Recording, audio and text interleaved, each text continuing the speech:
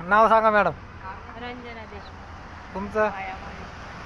हां, जेजुरीला कधी याच्या आधी कधी आलं तुला बाबुलखेडा बसून हा? हेच तसं आहे. नाही नाही, जेजुरीला किती वेळेस आलात जेजुरीला आता आम्ही दुसऱ्यांदा आले. तुम्ही? पहिलीच वेळ. तुम्ही पहिली वेळ. बरं बरं. इथून गेले ना बानुबाईच्या पाठीमागून जावा, पायऱ्या जरा सोप्या आहेत. हां, हेगडी प्रधानाकडून जरा गेलात तर उंच पायऱ्यात पडतात. हां, अजिंक्य तारा भक्त निवास.